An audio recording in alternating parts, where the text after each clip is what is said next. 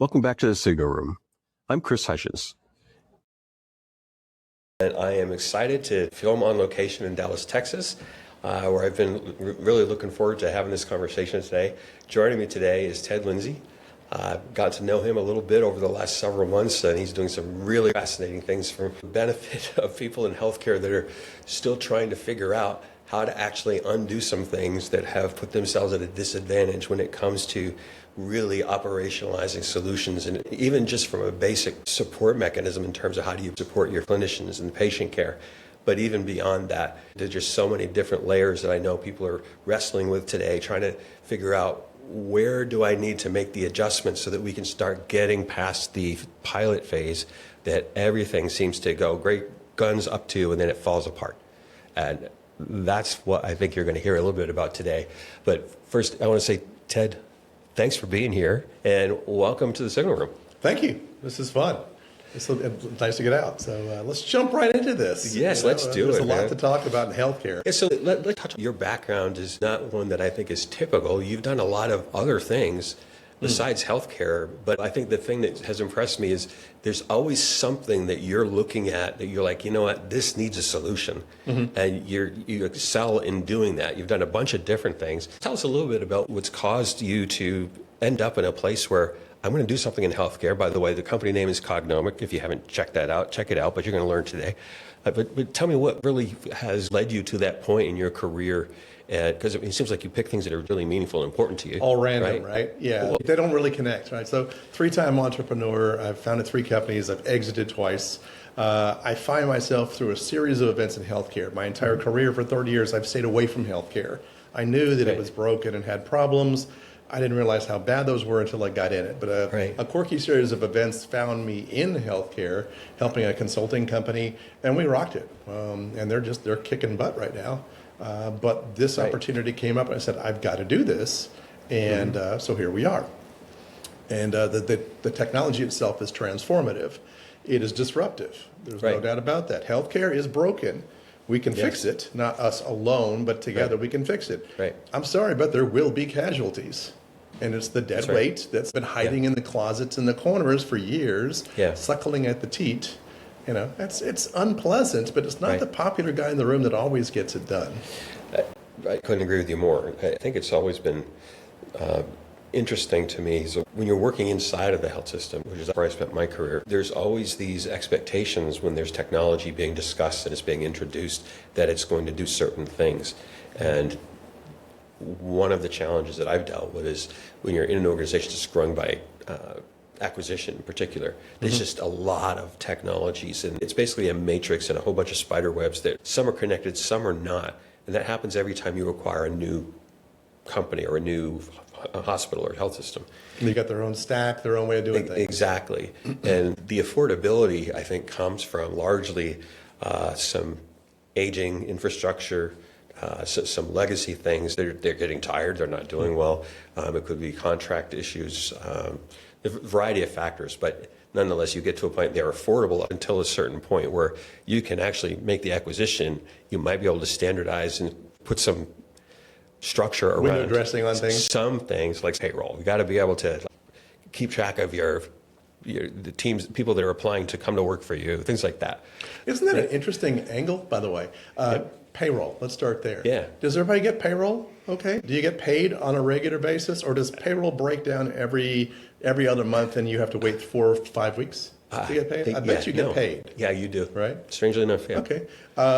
Do you pay your contractors on time? I'm betting probably more or less. It might be 30, 60, 90 days, but generally, they don't go a year and a half before you pay your contractors because they're going to cut you off. That's right. It's interesting that the business parts of healthcare work. Yeah. All the things that are related to the patient or, which is a business, but they don't work. They're broken. Yeah. No, it's true.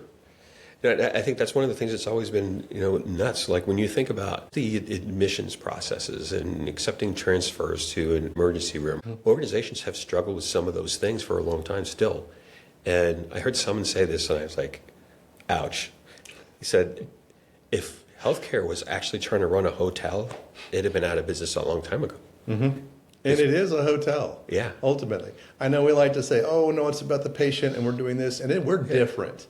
it's still a business. Yeah, and I think that the funny thing, I've always heard this too, it's like when you're trying to get people on board with standardizing to do a migration to a new platform, it's always they want to talk about that 10% of nuance that no one can possibly solve for. And you spend all this time. And that's their argument. Yeah, and like I've seen this over and over again, and you know what's really crazy?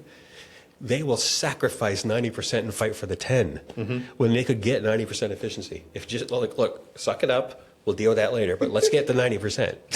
It's like going to Vegas and playing blackjack, and you're hitting all your 18s because it's not 21. Yeah. Because it could be a 19 or a 20 or a 21. Right. So you're hitting your 18s? Are you kidding me? You're not going to try because it's not perfect? Seriously? Exactly. I've seen that dynamic, and I mean, it's funny, but it's really not. There's just a lot of reasons those things can happen, and the business side of it is difficult. I don't mean to belittle it because it is hard. But the things that we really have to start paying much more attention to now are some of the basics that we've not really been disciplined about in years past. Data as a asset is something that organizations are starting to think differently about. Some of them are doing great. Some of them are having some pain making the transition to start to understand that better. But it really is a significant problem. And when we talk about technical debt inside of healthcare, I think people kind of have an understanding of what that means, at least at a high level.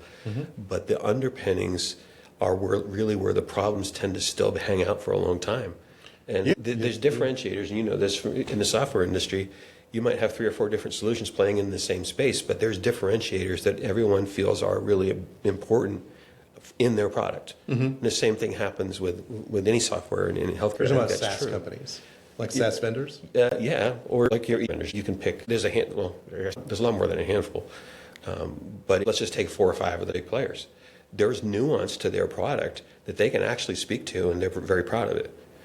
Yeah, right? But those were never built to run a business. None of them. Epic's the monster, right? Let's just call them out. So that's a billing system built in an ancient language called mumps. And it's a billing system. Now that's fascinating. Do you build PowerPoint presentations? I used to. Okay, well, no, it's true. For anybody who builds a PowerPoint presentation, I challenge you, next time you go to build one, don't use PowerPoint, use Excel. And I want you to build that whole presentation in Excel with the pictures and all the text and stuff. You're going to have to go to Canva and edit a picture and then copy paste it and put it over here. And you're going to use another thing for the text, right? You're going to have all these bolt-on things to make Excel work. Yeah, or you could actually call your grandkid and they'll do it in Clyde in probably 5 minutes.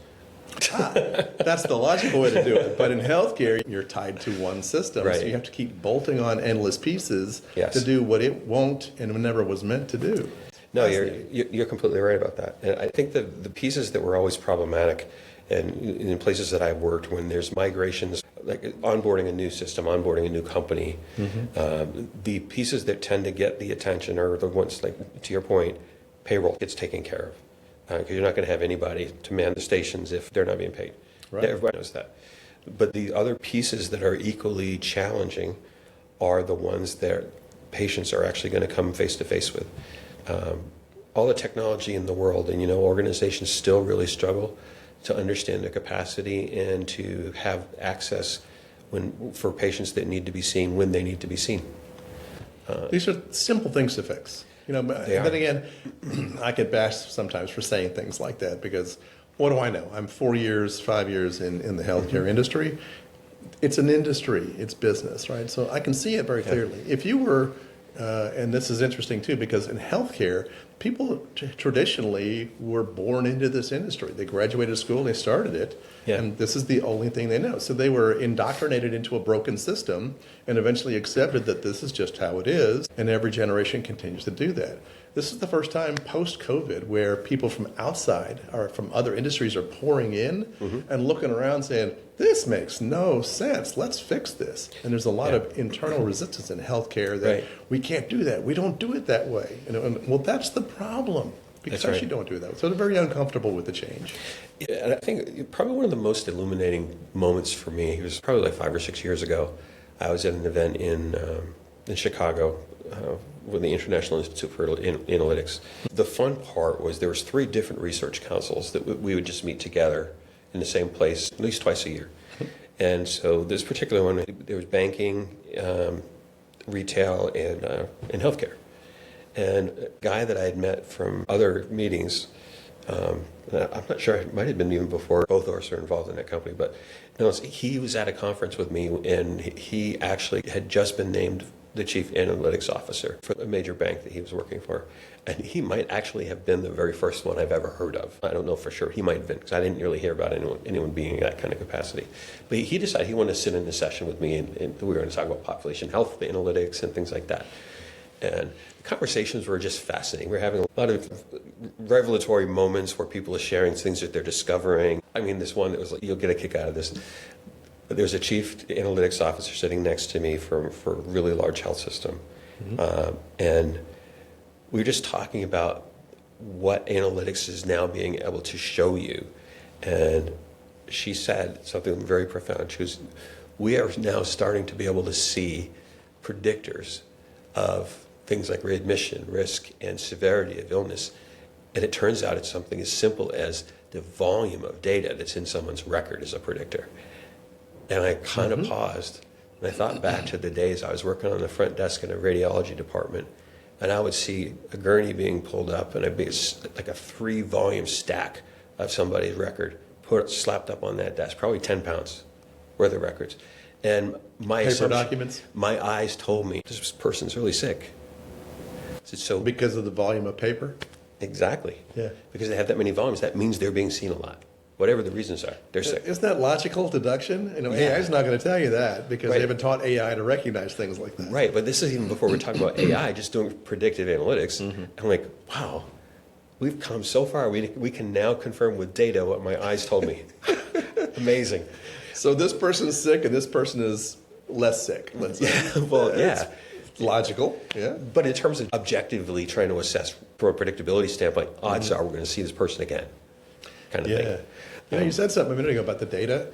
I think very few facilities, people in healthcare understand how valuable their data is. It's not by selling your data. That's not what's going to make it right. valuable. I mean, pharma wants to buy it from healthcare, and healthcare wants data from the pharma people, and they think that it's a commodity transaction.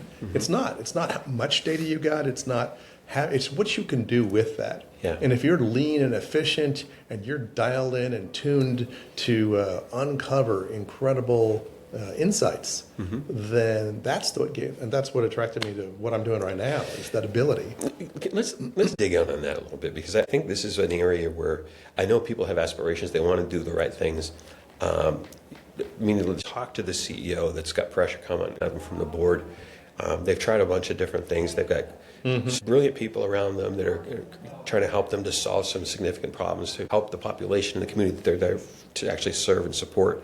But they're really having some difficulties because there's areas that I know that you're dealing with that they've not been able to get to before. And it's not any fault of theirs, because they're trying to do the right thing. They're doing the best that they can. Doing the best they can with what they've had. Right.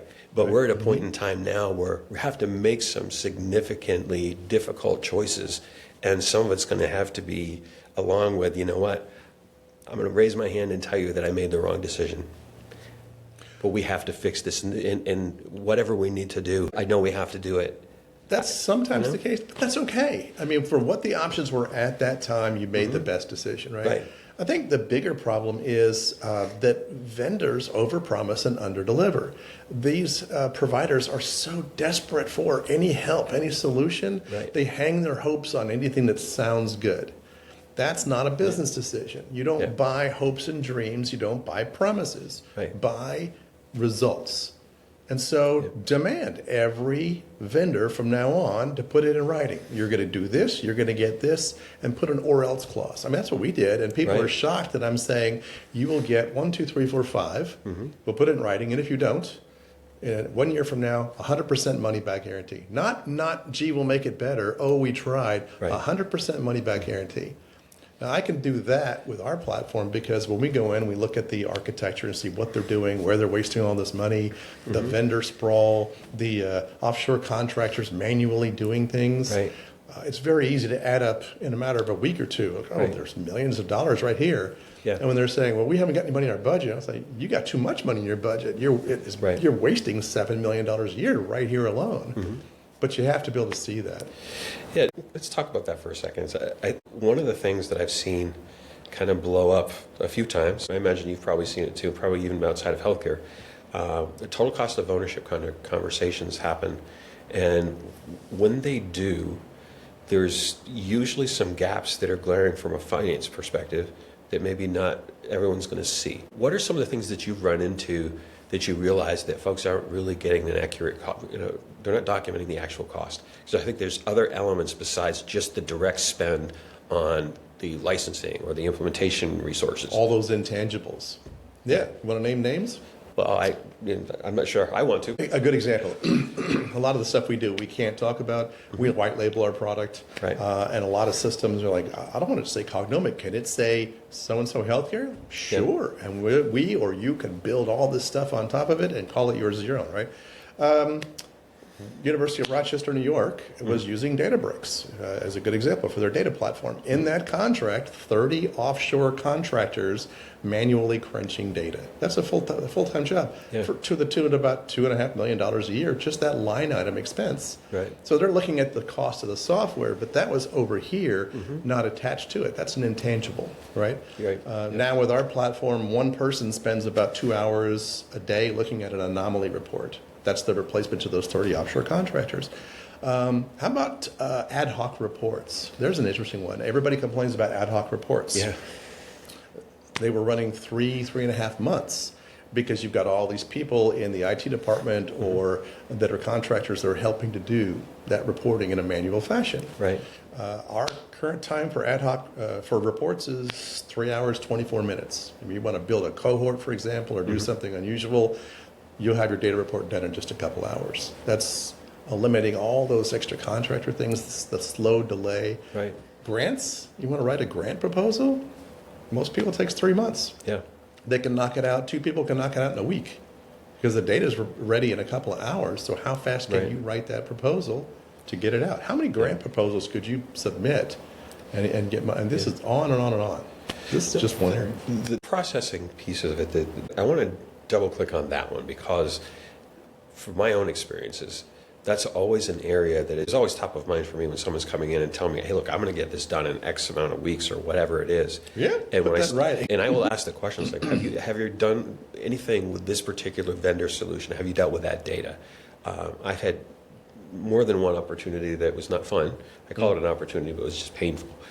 But going through an exercise because I was instructed to, discovering that these very well-meaning people, good technology company, they asserted that they could do it. And when I asked them, had they dealt with any of the systems that we were dealing with, the answer was no.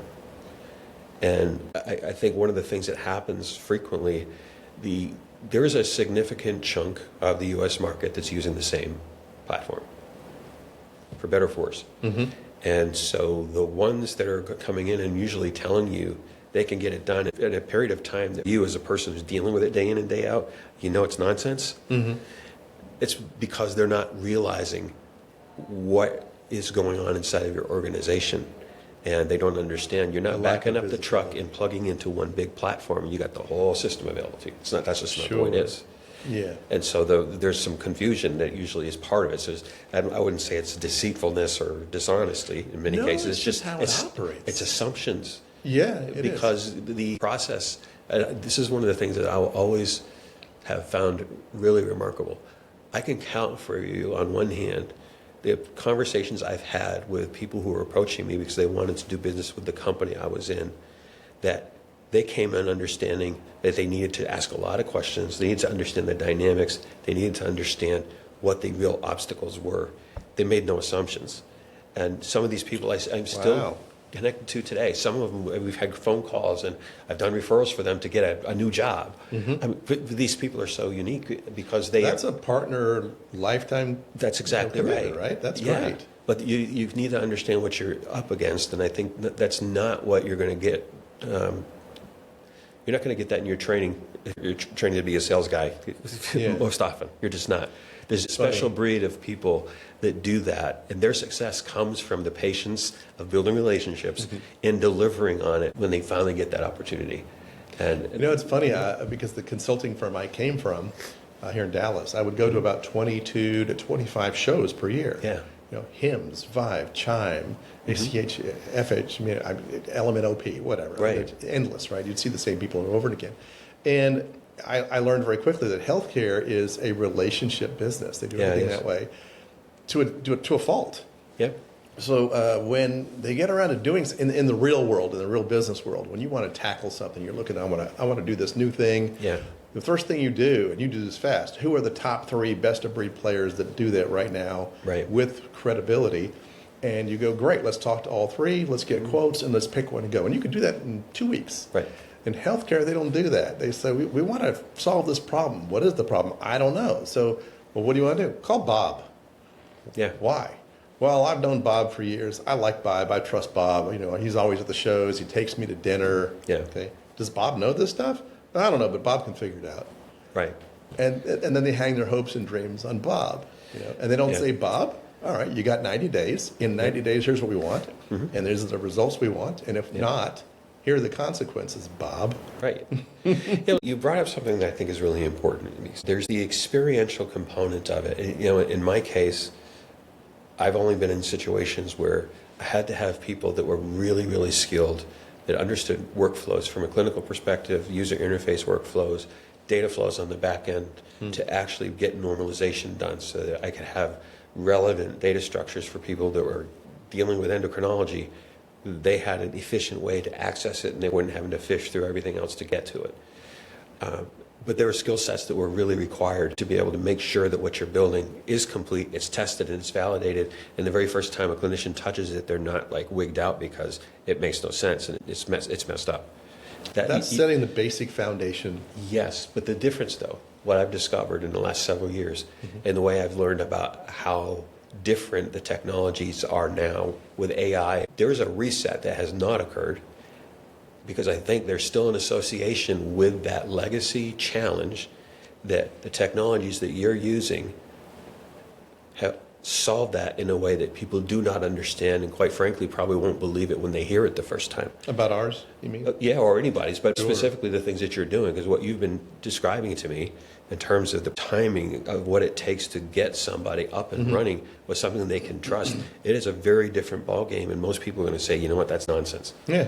Because they've not seen it before. If it takes you in your facility, if you want a brand new ad hoc report, you need to build one from scratch. Right. Today you go, we need to do this thing, let's build an ad hoc report. If it takes you longer than 3 days, you're failing, period. Yep. Your people are failing, your technology's failing, you're doing something wrong. If you're building a cohort, like in research, cancer research, this is a big thing in Rochester, right? If you are not getting building in real time in your catchment, you can't pull up those things on screen and see it in real time. That's a fail. Yeah. When you've got that cohort built and you want your data report, if you don't get that today, it's taking you weeks or months. Fire everybody involved. I mean, this is ludicrous. These are the most elementary things that we do, right? So it's funny when I tell people what we do. I talk about this a lot when I go to shows. I tell people what we do. The reaction most of the time is exactly like this. They're looking at me. They go, "Yeah, sounds good if you can actually do it." And they look away. They won't even look me in the eye. And I say, "Yeah, it sounds good if you can actually do it." Right. And I'm thinking, why would I lie about this? Right. And then I realized, oh yeah, every vendor's been lying to you for 30 years and you've been hanging your hopes and dreams on it, so why am I any different? But when they see a demo, the jaws drop open and they look at me, how are you doing this? Yeah, which is what happened at HIMSS and Vive when we were at exhibits. Yeah. We had Databricks, Snowflake, and a half a dozen others in our booth looking over like, how are they doing that? What's going on? Right. I was like, just come on in, guys. It's okay. You don't have to hide. Right. But I think the piece that's really stands out to me is that you've understood that, yes, the technology can be applied anywhere. Healthcare needs some special attention for a variety of reasons. But the problems are still the same kind of problems, no matter what kind of data or systems you're dealing with, but people have a hard time to wrap their heads around it because historically, it's just been healthcare's different, and you don't understand. The data's different. You know, the processes are different. The Right. hurdles and obstacles and how you go about things. I mean, no other industry would work like this. You Right. wouldn't. It wouldn't survive. You can't run a hotel the way you run a hospital. No. I can't take credit for that. So ours is not a new platform. This is a 10-year-old Right. platform that originates from cybersecurity. It was designed to handle trillions of threats simultaneously. So it's lean and efficient. But it was built by healthcare for healthcare Right. from scratch. And that's interesting. Every other system I know in the industry was, you know, they come from credit cards or e-commerce or real estate or whatever, and then they're trying to jam that into healthcare like every other vendor. This one was built from scratch by healthcare for healthcare, Right. and so it understands nuances that other ones don't. And Yeah. it is definitely a competitive advantage. And I mean, it just strikes me that I realized how much could be done in how the technology has advanced, largely not in healthcare because it's just we struggle to wrap our head around trying to figure out new ways to do it, just because it's really hard to find the resources that actually have an understanding from a clinical perspective to be eyeballs on it and help to validate what you're doing. I've been very fortunate. Understanding what the clinician does. Right? Exactly. Yeah. You know, I've been very fortunate. I had the chance to work with some extraordinary people that are really good in that space. I call them unicorns, frankly, because they are. They really are. They're a very unique skill set. But there are some, and I have a good friend. I don't want to embarrass him by saying his name on here, but extraordinary informaticist, PhD level, has figured out how to clone himself. Not obviously not real clone, But I hear what you. Yeah. but he's been able to develop a mechanism and a way to educate people. And one of the things that's interesting is that just from an alignment standpoint, giving people who are technologically really, really savvy the opportunity to get into particular areas where there's a focus on one or more disciplines from a clinical standpoint. And they're paired with people that are also in that same space from an expertise on the clinical side of it. And so they're not only learning how to support with the technology, they're learning the business part of it. And so now the way that they're approaching things, they're actually bringing value to the business much more so than they've ever done before. And they're able to start to think proactively based on what they're seeing and what they're hearing from the business. So it's an interesting dynamic that he's put in place, but it's just one of those things where if you do the things you've always done, we know what that's going to result in. That goes back to the 90s. You know, It does. my time in Silicon Valley. And I remember that. If you always do what you always did, you always get what you always got. Yep. Healthcare is just now learning that. That was the mantra in the mid-90s. Well, it takes a while, but I think some of the things are just misnomers. It's too expensive. That's one of the things that gets tossed out there pretty quickly because the things that you've done with a legacy in your background, you know what it cost you, you know what the promise of it was, and you know where it fell short. You know the pain points that you're still dealing with. You know the ones that got created because you didn't realize the side effects of what you're doing. All those things happen. And you've got this muscle memory that you just can't seem to get past. And you associate that and you assume that, well, he's saying all this. Well, I don't think it's true. He probably can't do what he says. But even if he can, it's going to probably cost us a fortune. And that's an assumption that is completely backwards. Talk about that. Yeah. Because there's the hidden cost that no one ever wants to talk about. Exactly. You make the decision to not do something because you think it's going to be more expensive. And 3 years into it, you spent 3 times as much. Yeah, I can imagine. I mean, if you remember that movie with Ashton Kutcher playing Steve Jobs. Yes. And he's on the phone and he's trying to play. Yes. Okay. Yeah. Okay. You have a typewriter. Okay. So it's like a typewriter, but it doesn't use paper. It doesn't use ribbons, and you can see what you're typing on a screen in Right. real time and get it perfect. And then you just hit print, and it's ready to go. Right. And the person says, "But I already have a typewriter." That is basically what I hear all day, every day. Right. I mean, I've spent the last 3 days meeting with 21 or 22 different health systems on Zoom calls, and each one of them, they sound identical after a while. Yeah. You know, they're fascinated by what we can do, and they feel the pain, and you can feel their pain. Yeah. You know, God, if I could just get these reports set, if I could just understand this visibility to Yeah. blah, blah, blah. They mean well, but they're shackled to an endless vendor sprawl that's moving things around in circles and not getting it done. They're hanging their hopes and dreams on AI right now because it sounds like a magic bullet solution. Right. It's nothing new. 85%, I don't know if you knew this, 85% of all healthcare AI initiatives have failed. Some of them are suggesting up to 95% failed to meet expectations. Yeah. Why? The data.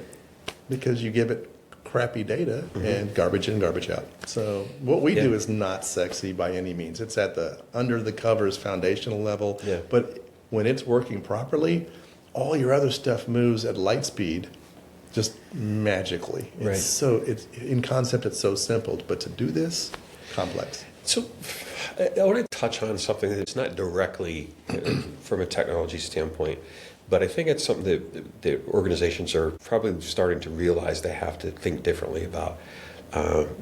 We historically have, when we've gotten a new challenge, whether it's regulatory or it could be a new wave of technology that we really have to start to adopt, we try to look at the path of least resistance first. And there's one of the things that has always bugged me is, from a contracting standpoint, those things kind of happen before there's a conversation around what the data dependency is. And what they're doing is they're committing to do some things, and the resources are not aligned. And what ends up happening is you're dumping a whole bunch more workload on people who are full-time already, and they're supporting the lights-on aspects of this is how they've always done it. Well, right? Yeah.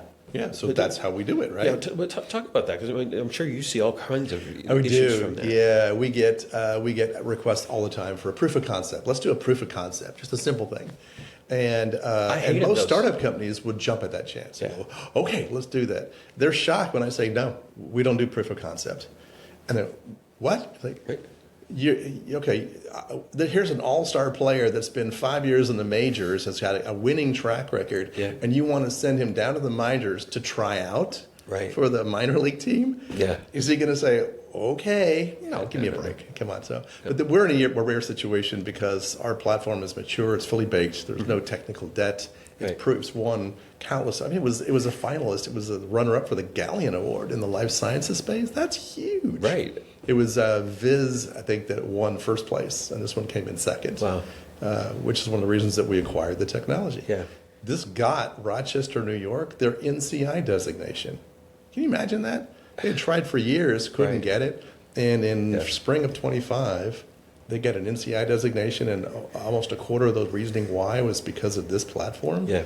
You think there might be some weight to the credibility here? Well, I think that's exactly the things that they just need to think differently. But when you're talking about resources and the teams that you have, the skill sets that you have built your capabilities around, and the resources you have access to, they're extraordinary people. They really are. I mean, some of the most brilliant people I've ever known do that kind of stuff. They're creative. But the difference, though, is we're in a day and age now where things are moving at a clip, where if you are not advancing and investing in training of your team and getting them new skills, you're at a significant disadvantage. And it's not because they're not motivated, because they are, and they're probably working their butts off now, probably too hard, because they don't have all the tooling that they should. They are. Right? But the piece that's concerning to me is there's still this approach where, well, we can do it ourselves. And I don't want to beat this to death, but I do want to talk about it for a minute, because it is really significantly hurting organizations and their ability to succeed, to even get to a place where they can think about a pilot, let alone crash and burn. Yeah. Right? Because a hobbyist is not going to build something at scale for you. And I don't mean this to be disrespectful, but when you've got a full-time job and all you do is you support and maintain systems that have to have 100% uptime, or as close to as you can get, because it's really critical to the operations of a health system. These people are extraordinary at what they do. But if you need to pivot and you need to be able to process a lot of information, and you're trying to get 3 new organizations onboarded to provide the care to the patients in these new areas that you're now on the hook for, the way that you've done it historically, you've struggled. Now you've got less time and less flexibility and less grace for it, because the regulations are going to start to push it even harder, because the AI is now drawing attention. State legislators are starting to think about how they're going to put standards and regulations in place. The federal government's trying to push back on it. And quite honestly, talk about hobbyists, when you got people who aren't even full-time legislators, they're going to try to put policy in place to help us govern AI of something. That scares me. But I don't think that's going to happen. But you know what? I just remembered you started this conversation with acquisitions. Yeah. And I didn't even touch on that. That's just a good example. Everybody's doing things different ways, right? Yeah. If you're at an organization, you buy another one. Now you got to deal with that tech stack and the way they do things. No, you don't. That's one of the benefits of our system. So all you do is hook those data feeds. Well, we do it for you. Yep. We'll hook all their data stuff and their processes into your existing system that's on our platform. Yeah. Take no time at all. Probably have it done in a day or two. I mean, my guys would probably say, give us a week. But truth be told, it'll happen fast. And that'll just put it all together. So that's one of the beautiful things is it doesn't care where the data is, how it is, what format it is. That's another thing is vendors will say, we can do anything you want. Just make sure you give us the data this way. Yeah. Okay, so now you're hiring 20 people to make the data that way so that the vendor can do half of what they're supposed to do. Come on. Well, we take it just as is. Right, but that's actually the dilemma that I found myself in more than once. Contracts get signed, then all of a sudden they're like, hey, we need the data. I'm like, what? Exactly. Show me where the volunteers at, because I've got no budget to go get more people. And who didn't ask those questions? Who didn't know to ask those questions? Right. That's curious. At the executive level, the CEO, COO, CFO, the traditional business people, they want results, they demand them. And they put a contract in place that says, get it done or else. Yeah. And or else means or else. Right. It doesn't mean, oh, well, you tried. I don't see that here. I don't see any accountability or consequences for failure. And that kills me. We're talking about lives here. Yeah. How are there no consequences for failure? I thought it was only in politics. because you don't get elected or because you're run out of town? Well, no, there's just no accountability sometimes. Right. But you can burn their career. You can write checks when you don't have any money. They do that all the time. Yeah, that's true. You and I, we're not going to get away with that. I mean, those things I can't fix. What all I can handle with is where I sit here. So I'm excited about what we're doing, and it's grassroots. It's a one at a time kind of thing. Yeah, but the demand management stuff is really challenging because they still talk about governance from a legacy viewpoint, and what I mean by that is it's more academic in the minds of people who have been part of organizations that have put together some structure, and I've not seen too many who actually started building a foundation and just gradually built it up, and it's firing on all cylinders. It usually fits and starts because they're just trying to do something before they've got something for people to actually govern. And when you actually need the people to govern it, you've already alienated the decision makers, and it's hard to get them in the room now. And they're as siloed as the data is. Yeah. That's another thing I've noted in this time is that, these decisions are made by committee or made by every department. And a lot of times just they're doing their own things. They're not talking to each other. So there seems to be a missing level of leadership at the top that is truly leading, rather than just holding meetings and being a figurehead. But no one's waving the baton for the orchestra to keep them all in time together. Well, I had the most amazing experience. This was several years ago, and I was working in Boston. There were, I think, 4 CFOs who came together, and they brought some of their finance leaders together. And they got us all in a big conference room. And they said, guys, we have too many different cash reserve models.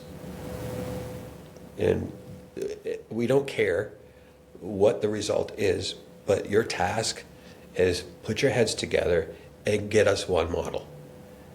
And if you're up against something you don't quite know what to do with it, call us. We'll come in and we'll answer your questions, or if you want us to make a decision or something, we'll wait. We'll do that. Okay, directive given, timeline, and then make it happen. And it was by the way, I don't remember what the exact time frame was, but on such and such a date, we're going to reconvene, and we will see a unified model that we can all accept. We're not all going to be in love with it. Some of us are going to love it more than others because it might be your methodology. But we don't care which methodology wins. We just need a common way to do it. So we're speaking the same language. We can answer the questions. We can defend. That's a great starting point, right? Yeah. It doesn't have to be perfect. Yeah. But you know what? Those 4 CFOs were in that room. Every one of us reported on at least one of them. And they were crystal clear. When we come back together, if we don't have one model, then we will bring in new people who will give us that model. Well, I would call that leadership. That was not confusing at all. It was not ambiguous. No, it's clear. Like, I believe we should have a conversation, guys. What do we mean? but that's, And the expectation has been set. When they come back, Yes. show us the result. yes, and you want to know what was really interesting is that exercise was one of the first ones I got to be connected to, but it turned out to be very, very beneficial because it wasn't too long after that, within a year or two, decisions got made to do a major transformation, shifting from all the legacy EHRs and financial systems to new platforms. Yeah. And that exercise prepared us for what the challenge was going to look like, and even on a bigger scale. Because when you got organizations that function so independently, and when two of them are constantly battling for the number one and number two spots, globally in their specialties, there typically are very, very solid reasons that they can defend for the difference in the way that they do things. It's a differentiator. That's why they're number one. Yeah. It's that competitive nature that they have, which was crazy. It's in their DNA, isn't it? It is. Yeah. But from a organizational standpoint, when you start to figure out how do you support that in a way that doesn't counter it, you got to make sure that you're still preserving that innovation and that drive that keeps them improving. They're just constantly improving the way they do things in delivering care. Sure. I mean, you can't fight that battle because when they're delivering outcomes, you're like, okay. I think But give them the tools to do that. Yeah, right. And automate things. This idea of all these dashboards, the sprawl of vendors and dashboards and clicking here and there and logging in left and right. It's ludicrous. That's one of the things we did too. One of our clients, it took an average 2 hours a night for the physicians to prepare for the next day in oncology. Get to log into 8 dashboards and prepare their whole day. Our system now, it takes them 15 minutes. It's all right there. It knows everything. It knows what you need, where you want it, how. So they just look and go, well, that looks great, and they're good to go. Yep. And everything is at their fingertips. Right. Another one in chemo. They manage their chemo chairs the way most hospitals manage their ER rooms. They squeeze every dollar out of every minute of those chairs because the system knows who's coming in, what the staffing looks like, how many minutes they're going to need, what's the turnover look like. Yeah. On and on and on. Right. So, finding the people who can drive this change is the hard part in health. There's a lot of bureaucrats and politicians that hide in the shadows in healthcare. There are, but one of the things that I keep coming back to, because it's why I stayed in healthcare, it's that I think about the individuals that I've met over the course of my career. It's really the clinicians and the nurses. And when I hear them and when I see what they're dealing with, that just renews my commitment to do whatever I can do to help to make things easier for them, because they took their training and their education really seriously, and the Hippocratic Oath to them, it is gospel. It's not negotiable. First, do no harm. It's funny you say that. Yeah, we throw that around in terms of the Hippocratic Oath, do no harm. Right. Doesn't omission count also by not taking action? Well, I think that's what I was going to really get to is organizations. There are some that are extraordinary at this. I will say this. One of the things that I was taken back by, I never even knew what was going on until somebody mentioned that they're trying to get some more executives to get involved in this program. But the executives had a rotation in place where there was somebody helping the patient's wayfind almost all the time. Somebody from the executive level was in the lobby. They were greeting patients, making sure they got where they needed to go. And it wasn't a big deal. It's just something that they did. It was just part of it. And that really struck me because the more you're coming face to face with the people you're there to serve, the stronger your connection and your motivation is going to be to get that stuff right. And I'd never been in an organization where I saw something is like repeatedly over and over and over again. When you're deciding what you're going to do, more often than not, the answer that I would get is because it's the right thing. Thank you, Chris. That's it for this episode of The Signal Room. If today's conversation sparked something in you, an idea, a challenge, or a perspective worth amplifying, I'd love to hear from you. Message me on LinkedIn or visit signalroompodcast.com to explore being a guest on an upcoming episode.